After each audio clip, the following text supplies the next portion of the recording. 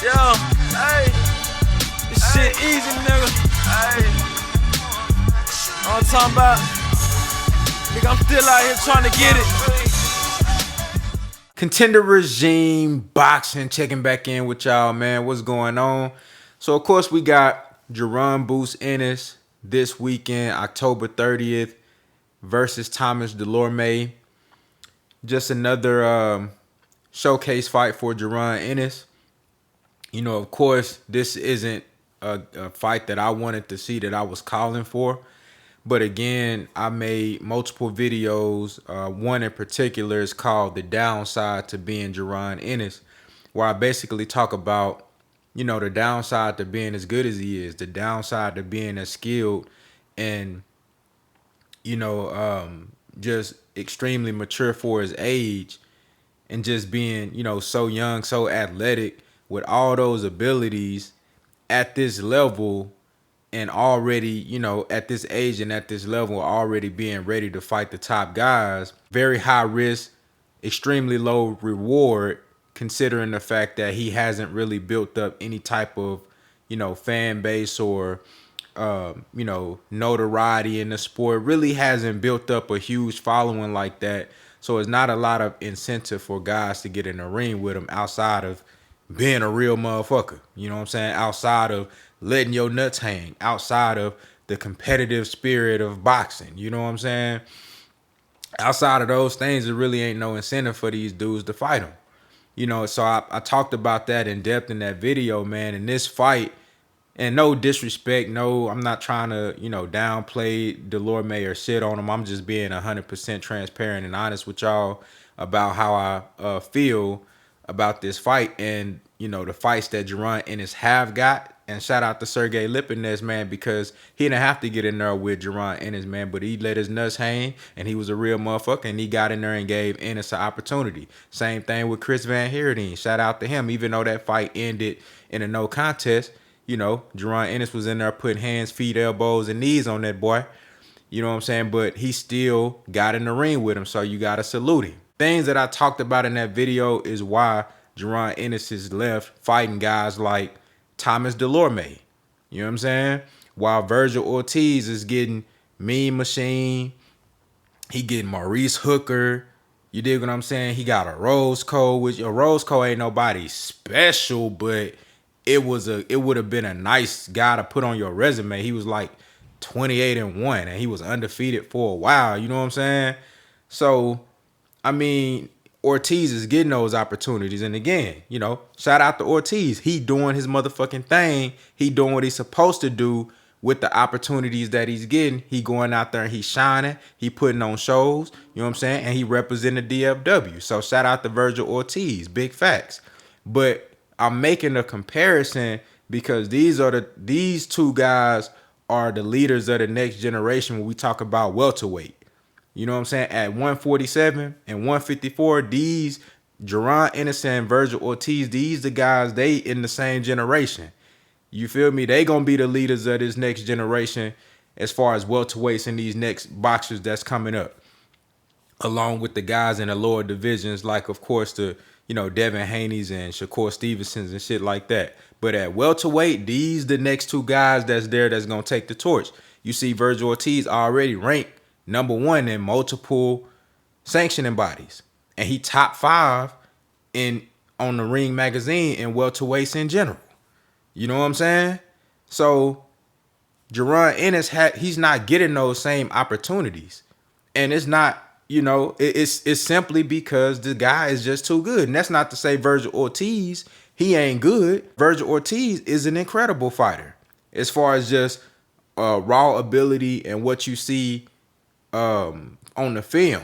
You know, of course, we got to see what guys look like. Same thing with Ennis. He look incredible right now, but we got to see what he look like when he get in there with a Earl Spence, when he get in there with a Terrence Crawford, when he get in there with a Keith Thurman.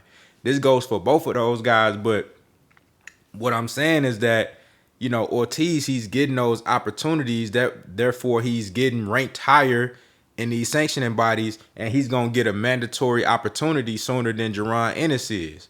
You know what I'm saying? I think the highest Ennis is ranked in the IBF. He ranked like 3. And even then, I think Ortiz is ranked higher than him there or I don't know. I know Ennis is ranked 3 in the IBF. You know what I'm saying? But this fight this Saturday, man, is gonna be another showcase fight.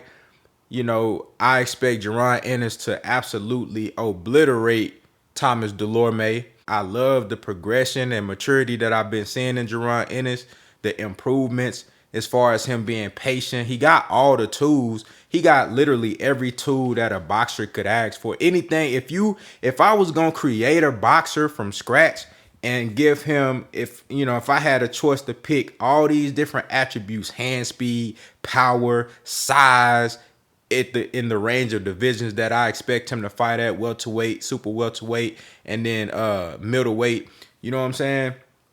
For those divisions, he got the perfect size, foot movement, defense, head movement, athleticism, any and everything. He orthodox and southpaw, power in both hands, any and every skill that you could think of if you was creating a fighter from scratch. It's Jaron Ennis.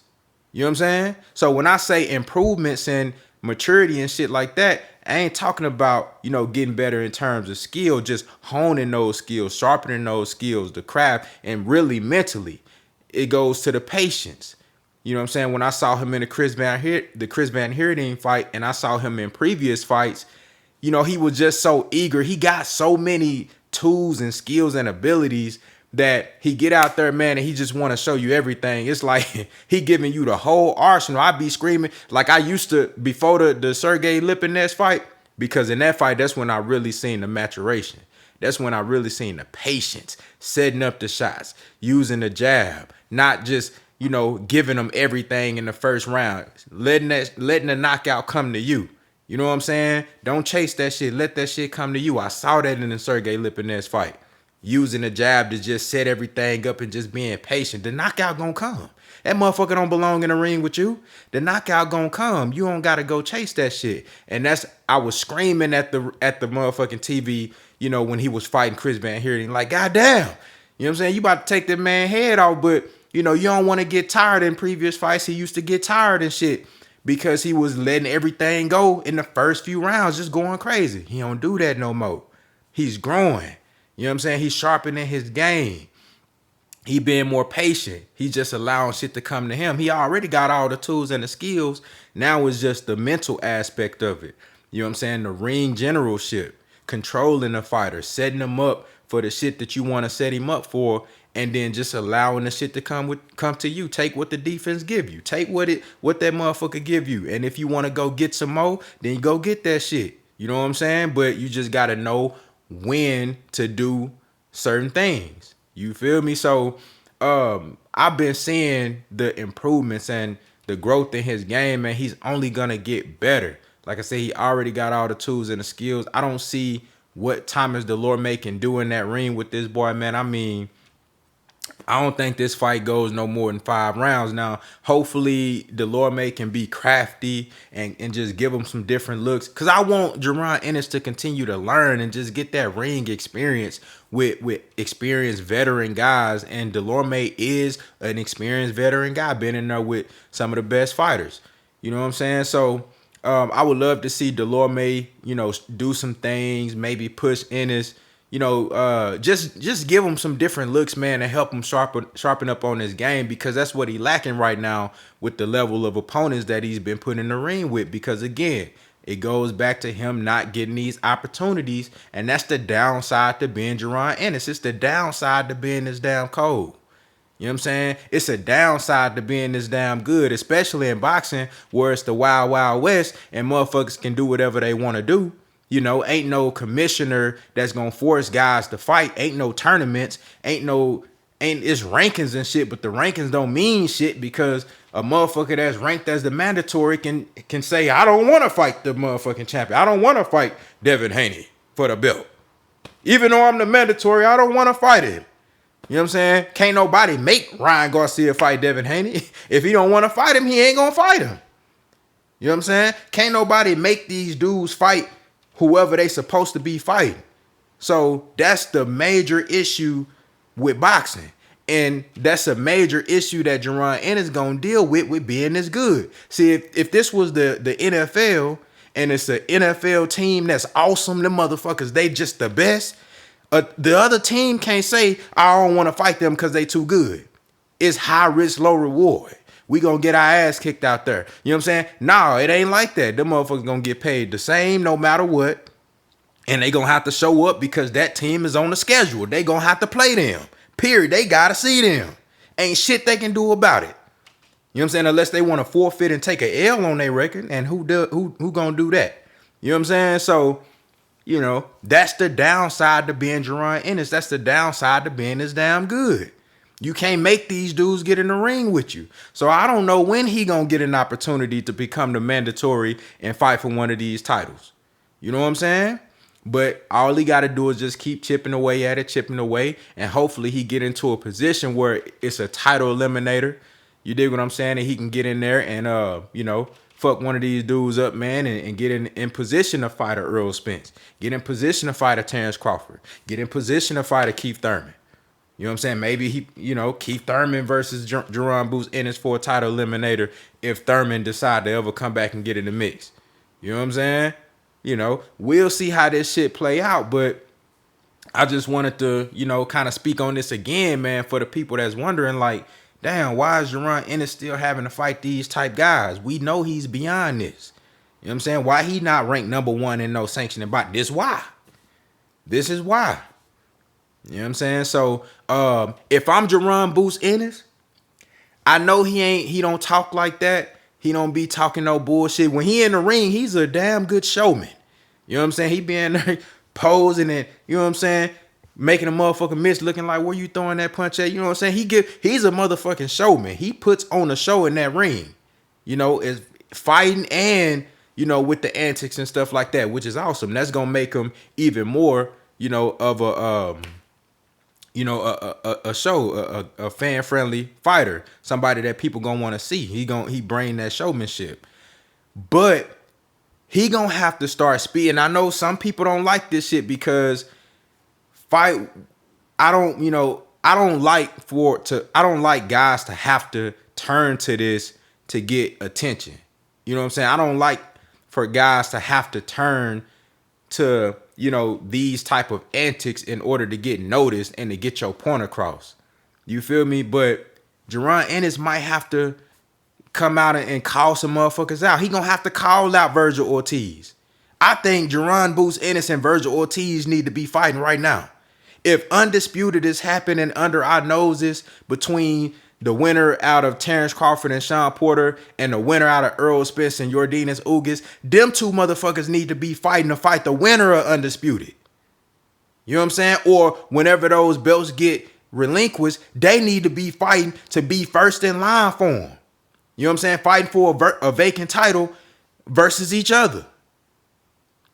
Jaron Boots Ennis might have to come out and call these dudes out. He might have to talk a little shit. And I know that ain't in his character because he's a very humble guy. If you look at, man, Jaron Boots Ennis is one of these guys, man. That's why I love, you know, his character. And I love him as a fighter so much because he dedicated to the game. And he don't do all that bullshit. He don't be, you know, every time I told y'all, man, you go follow him on Instagram if you ain't following him. Look at his Instagram story. Even if he ain't got no fight lined up, this man in the gym. If he ain't working in the gym on his own upcoming fight, he working helping his daddy train them youngsters in there. You know what I'm saying? He in the gym 24/7. He working. You know what I'm saying? Jaron Ennis dedicated to the game. He in the crib watching film and shit. You know what I'm saying? So he ain't really out here on all that bullshit. You know what I'm saying? You know, talking a whole lot of trash, but he gonna have to do that, and that's sad, but it's a fact. He might have to do that to get these guys ruffle their feathers up, cause some commotion, make people notice him. He might have to, you know, not necessarily act out of character, but just be a little bit more outspoken. You know, most of these dudes can't fuck with you. Just be a little bit more outspoken, you know what I mean, and get these guys to get in the ring with you. So you see, Devin Haney had to do it. Devin Haney had to pull up on motherfuckers to get him in the ring. And Devin Haney ain't Jaron Ennis. You know what I'm saying? Jaron Ennis can do everything that Devin Haney can do and everything that Devin Haney can't do. You know what I'm saying? And even Devin Haney gotta pull up on motherfuckers physically in order to get them to fight. In order to get people to notice the bullshit that's going on.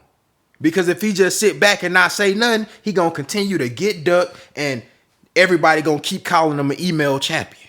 Same thing with Shakur Stevenson. He had to make some noise to make that Jamel Herring fight happen. He had to. And he out there still trying to make Oscar Valdez fight. He been chasing Oscar Valdez for years. You know what I'm saying? Sometimes you got to take that extra step. And now we in a day and age where you got social media. You're going to have to use that shit to your advantage. You really ain't got no choice. And I know that's not necessarily the route that Jaron Ennis wants to go or being coached to go, because he got a great support system around him. And you could tell, man, he's a really solid dude, man, with a good head on his shoulders.